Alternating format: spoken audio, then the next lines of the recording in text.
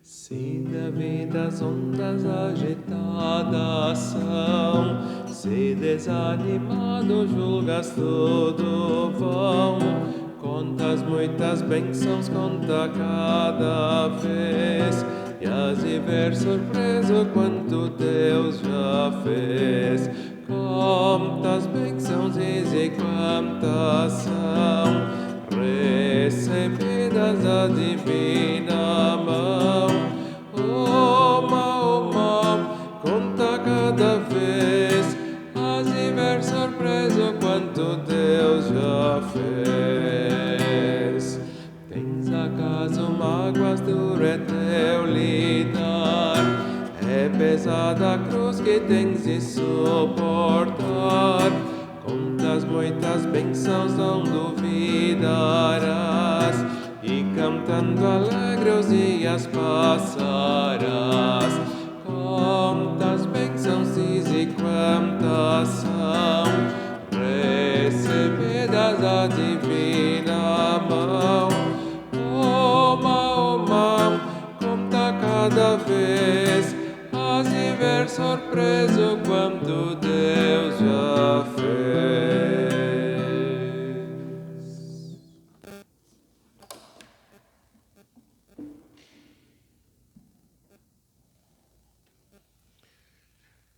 Foi-nos deixada a promessa de entrar no descanso de Deus. Hebreus 4:1. Com essas palavras, que são lema deste 12º domingo após Pentecostes, 15 de agosto de 2021, saúdo todas as pessoas que acompanham esta gravação, especialmente os membros da comunidade evangélica de Lomba Grande e os membros da comunidade evangélica de confissão luterana Feitoria. Foi-nos deixada a promessa de entrar no descanso de Deus. Essa pequena frase de umas 8 ou 10 palavras, na verdade, é um recorte extraído de Hebreus 4:1. E não corresponde, de fato, penso eu, à intenção do versículo. Já no ano passado, por essa época, este versículo de Hebreus 4:1 apareceu como lema da semana e regularmente ele aparece. E eu sei que já no ano passado, na gravação do vídeo, eu expressei o meu desconforto com o fato de que aqui temos um recorte que, a meu ver, na prática inverte a intenção original do texto. Se formos ler Hebreus 4:1 por inteiro, vamos ouvir lá o seguinte: temamos, portanto, que, sendo-nos deixada a promessa de entrar no descanso de Deus, suceda parecer que algum de vós tenha falhado. Portanto, na sua origem, esse versículo é um alerta, um chamado, um apelo para tomarmos cuidado. A Epístola aos Hebreus foi escrita a uma comunidade que estava ameaçada por perigos internos e externos. Muitos crentes estavam desanimando da fé, alguns já estavam se afastando da comunidade, quem sabe até já tinham se afastado em definitivo da comunidade, e agora então vem esse chamado, esse alerta, como na sequência da epístola esse chamado e alerta vão se repetir de forma similar, até com palavras bem enérgicas e ameaçadoras. E agora o recorte que foi escolhido para esta semana, ele transforma esse alerta numa promessa quando tira a parte do meio do versículo e então, onde diz, sendo-nos deixada, agora nos é dito, foi-nos deixada a promessa de entrar no descanso de Deus. Certamente nos foi deixada a promessa de entrarmos no descanso de Deus. E, no entanto, particularmente, sigo aqui pensando que preciso expressar o meu desconforto com a forma como isso aqui é feito. Eu acho que na Bíblia nós deveríamos estar em condições de encontrar outras frases que, não apenas por meio de um recorte que, sem querer agora ser exagerado, a meu ver, na prática mutila o texto, tá? Deveria, a meu ver, haver também outras passagens na Bíblia onde nós pudéssemos, de uma maneira autêntica, correspondente à intenção do texto bíblico, ler e ouvir essa promessa de que foi-nos deixada a promessa de entrarmos no descanso de Deus. Queremos, portanto, ouvir a promessa de que foi-nos deixada essa promessa, estou aqui me repetindo, mas ao mesmo tempo eu penso não devemos esquecer que a intenção original do texto na verdade não é destacar a promessa, mas é enfatizar o perigo de perdermos essa promessa de entrarmos no descanso de Deus. Realizamos estes minutos de gravação, oração, louvor e reflexão em nome do Trino Deus, que é Pai, Filho e Espírito Santo. Amém. Queridos irmãos, caras irmãs, o evangelho indicado para este 12º domingo após Pentecostes se encontra em João, no 6º capítulo, versículos 51 até 58. Eu passo a ler. Jesus diz: Eu sou o pão vivo que desceu do céu. Se alguém dele comer, viverá eternamente. E o pão que eu darei pela vida do mundo é a minha carne. Disputavam, pois, os judeus entre si, dizendo: Como pode este dar-nos a comer a sua própria carne? Respondeu-lhes Jesus: em verdade vos digo, se não comerdes a carne do Filho do Homem e não beberdes o seu sangue, não tendes a vida em vós mesmos. Quem comer a minha carne e beber o meu sangue tem a vida eterna, e eu o ressuscitarei no último dia. Pois a minha carne é verdadeira comida e o meu sangue é verdadeira bebida. Quem comer a minha carne e beber o meu sangue permanece em mim e eu nele, assim como o Pai que vive me enviou, e igualmente eu vivo pelo Pai, também quem de mim se alimenta, por mim viverá. Este é o pão que desceu do céu, em nada semelhante àquele que os vossos pais comeram e contudo morreram. Quem comer este pão viverá eternamente. Até aqui a leitura do Evangelho. A graça do nosso Senhor Jesus Cristo, o amor de Deus, o nosso Pai, e a comunhão do Espírito Santo sejam com todos nós. Amém. Queridos irmãos, caras irmãs, nas últimas semanas, nos cultos e aqui nas gravações, temos meditado a respeito deste longo capítulo 6 do Evangelho segundo João, a mensagem de Jesus, o pão da vida. A narrativa inicia lá com a história da multiplicação dos pães, passa então para a referência ao pão que Deus concedeu ao seu povo no deserto, enquanto Israel peregrinava, tendo saído do Egito em direção à terra prometida. Num seguinte momento, Jesus se apresenta como sendo o verdadeiro pão do céu. E agora, Jesus ele parte ainda para um próximo elemento, que é a pergunta pela forma como nós podemos nos apropriar desse pão da vida que é Jesus. Eu sou o pão vivo que desceu do céu. Então, o texto inicia retomando uma afirmação que Jesus já havia feito ao longo da passagem. Jesus repete essa afirmação, apontando para si mesmo como sendo o pão vivo. Eu sou. Essa afirmativa que o identifica com Deus, que assim também se apresentou a Moisés lá em Êxodo 3, na história da sarça ardente.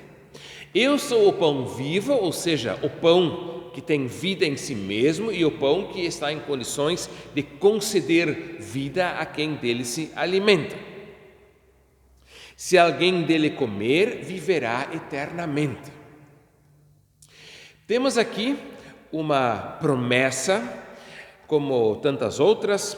Aqui mais adiante vamos ter uma outra referência, onde nós percebemos que os temas principais do Evangelho, eles vão se repetindo e vão também sendo concatenados, coordenados, né? Vinculados uns aos outros. Por exemplo, aqui, quando Jesus fala da promessa da vida eterna, podemos lembrar de uma maneira especial a palavra de João 11:25, onde Jesus diz: eu sou a ressurreição e a vida, quem crê em mim, ainda que morra, viverá, e quem vive e crê em mim, não morrerá eternamente. Temos, portanto, aqui a mesma promessa de Jesus, de João 11, repetida aqui, a partir do contexto do pão que alimenta e que dá vida não apenas terrena, mas vida eterna. E o pão que eu darei pela vida do mundo é a minha carne. Aqui o que me interessa é o verbo dar, conceder. Temos aqui uma dupla perspectiva. Uma vez, a carne de Cristo, evidentemente, é o seu corpo que foi entregue por nós na cruz do Calvário. E num segundo momento, isso então o texto vai desenvolver, é o pão eucarístico que é partilhado conosco quando participamos da Santa Ceia. Precisamos ver, portanto, os dois elementos sempre vinculados. O pão, o corpo de Cristo, que uma vez foi entregue por nós, uma vez por todas, e o pão de Cristo, que sempre, o corpo de Cristo, que sempre de novo é partilhado entre nós, quando participamos da ceia do Senhor. Disputavam, pois, os judeus entre si, dizendo: como pode este dar-nos a comer a sua própria carne?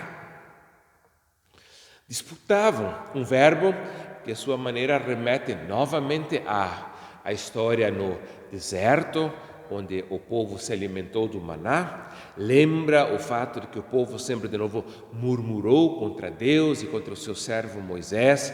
Aqui as pessoas, como já tinham feito anteriormente, disputam, ou seja, murmuram, se queixam, reclamam de Jesus, né? Afinal de contas, como é que nós para entender uma afirmação aparentemente tão sem sentido como essa de Jesus? Jesus, no entanto, responde e diz: em verdade vos digo, se não comerdes a carne do Filho do Homem e não beberdes o seu sangue, não tendes vida em vós mesmos. Bem sabemos que o Antigo Testamento, ele proíbe o consumo de sangue para os israelitas, para o povo de Deus, tá? Isso, portanto, por si só, configura, portanto, uma afirmação escandalosa, o que Jesus aqui diz. Nós, porém, sabemos que Jesus está falando agora do seu corpo na forma eucarística, do pão e do vinho, que é compartilhado conosco.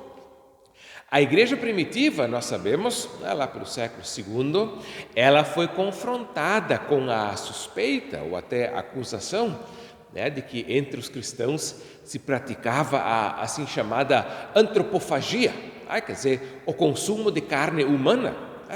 E essa suspeita ou acusação, ela se alimentava de passagens como essa, quer dizer, de referências à ceia do Senhor, onde então os cristãos falavam de comer e beber corpo e sangue de Cristo. Se não comerdes a carne do Filho do Homem e não beberdes o seu sangue, não tendes a vida em vós mesmos. Falei há pouco, da carne de Cristo que vai ser dada pela vida do mundo e que essa carne, então, ela tem um duplo aspecto: o corpo de Cristo dado, entregue por nós na cruz, e corpo e sangue de Cristo que é partilhado conosco na celebração da Santa Ceia. E assim muitos elementos que aparecem aqui no texto nos apontam para uma dupla perspectiva que sempre precisa ser observada. Em verdade vos digo, se não comerdes a carne do Filho do Homem e não beberdes o seu sangue, não tendes a vida em vós mesmos. Por um lado, o Evangelho fala de crer em Cristo, para que todo que nele crê não pereça, mas tenha vida eterna. Portanto, o Evangelho destaca, uma experiência subjetiva de fé, uma confissão pessoal a Jesus Cristo. Por outro lado, aqui nós temos agora um elemento bem palpável, bem material da fé, que nos lembra que a fé não pode ser reduzida a algo interior, subjetivo, que ameaça se tornar então subjetivista, mas que tem sempre que estar contextualizada e ancorada nessa experiência material do comer e beber corpo e sangue de Cristo.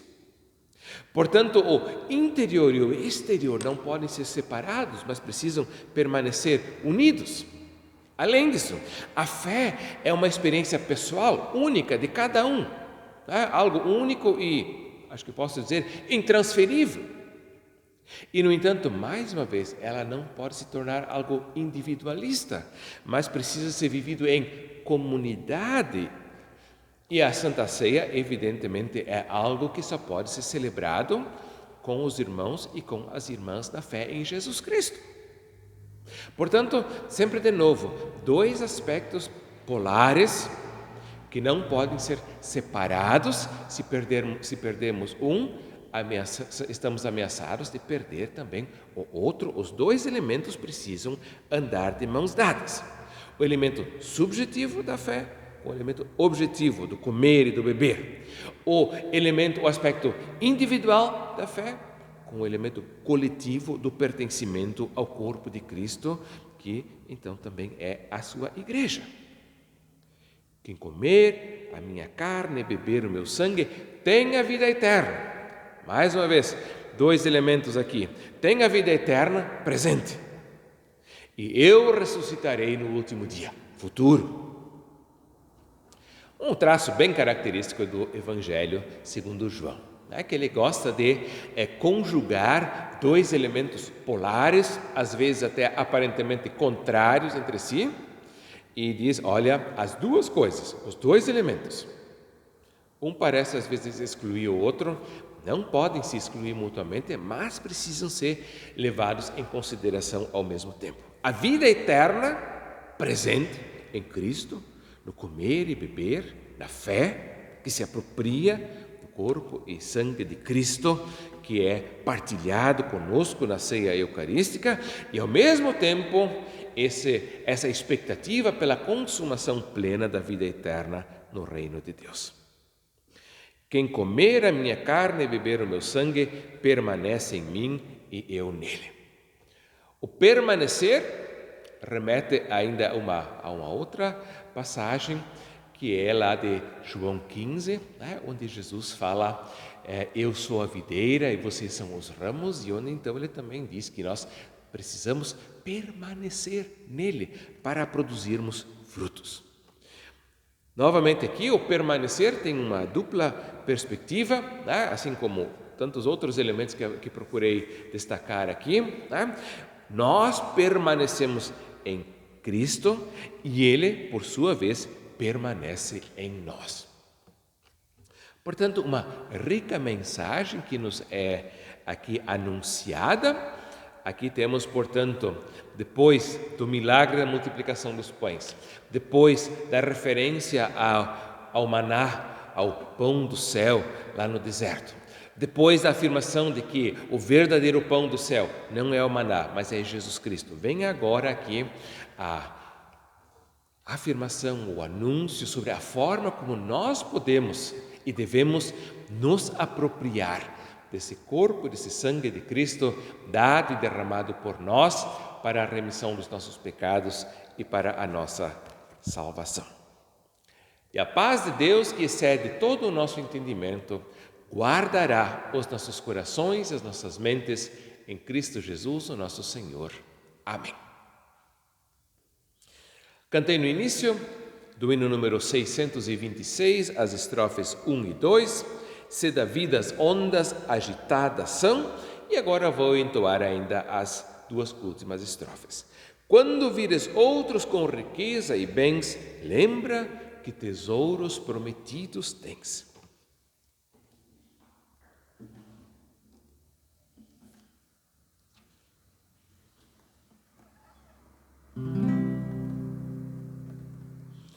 Quando vires outros com tesouro e bens, lembra que tesouros prometidos tens.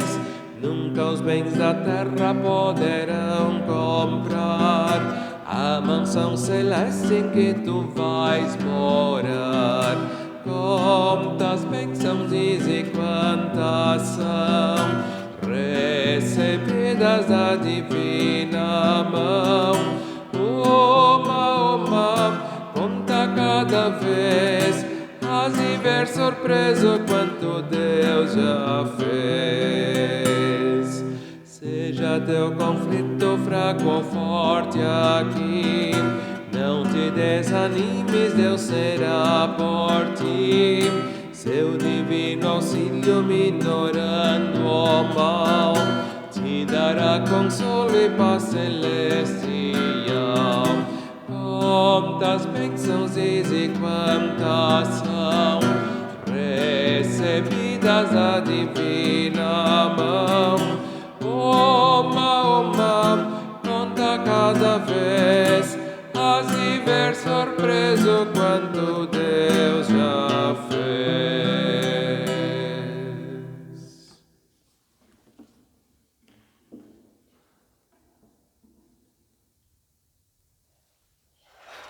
Oremos. Bondoso Deus, nosso Pai, graças rendemos pela Tua palavra. Obrigado, Senhor, que Jesus Cristo é o Verbo divino que se fez carne, a palavra de Deus que se tornou ser humano. Obrigado, Senhor, por essa palavra que é anunciada a nós de forma oral, verbal, mas por essa palavra que também é partilhada conosco, nesta forma palpável, comestível e potável, do pão e do vinho, corpo e sangue de Cristo, dado e derramado por nós para a remissão dos pecados. Permita, Senhor, que possamos seguir vivendo como parte do corpo de Cristo, a Igreja, sendo alimentados por esse corpo de Cristo na Santa Ceia, na Eucaristia, para que assim possamos, cada qual, viver a sua fé pessoal, individual, sem cairmos em individualismo, em solidão, mas vivendo sempre nesse conjunto maior que é a Tua Igreja.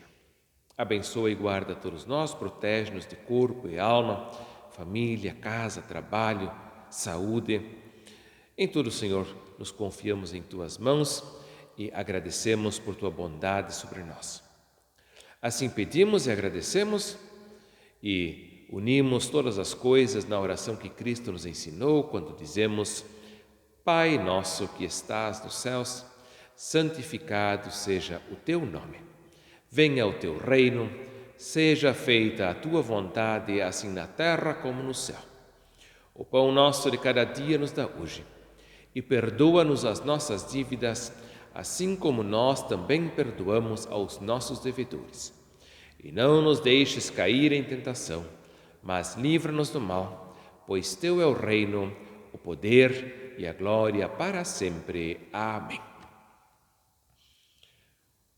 O Senhor te abençoe e te guarde.